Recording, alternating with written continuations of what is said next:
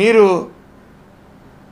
గీతోపకులాలకు చెందిన వ్యక్తి, అలాగే జోగి రమేష్ కూడా. అయితే మీరు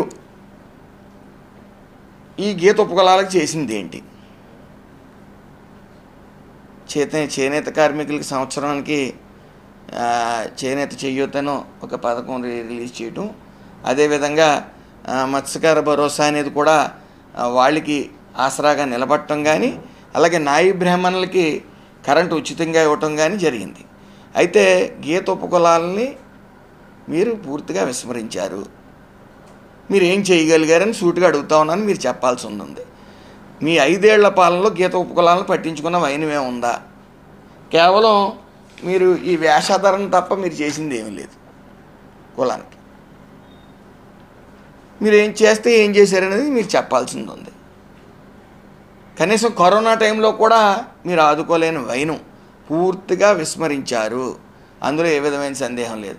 ఎందుకు విస్మరించవలసిన పరిస్థితి వచ్చిందనేది మీరు చెప్పాల్సింది ఉంది. అయితే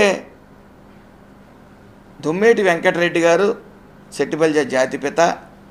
ఆయన సెట్టిబల్జాని నామకరణం చేసి సెట్టిబల్జీలందరికీ ఒక గౌరవం తెచ్చారని భావిస్తూ, ఆయన జాతిపితగా భావిస్తూ తరతరాల నుంచి నడుస్తూ ఉంది. సెట్టిబల్జీల ఔన్నత్యం పాడైంది అని మీరే ఉద్యమాలు చేశారు. వెంటనే నేను పూర్తిగా బాధ్యత తీసుకుంటాను, మీరు కంగారు పడండి అని అందరికీ భరోసా ఇచ్చి, మరి మొన్న 2 నెలల క్రితమే ఓ జీవో కూడా పాస్ చేయడం జరిగింది.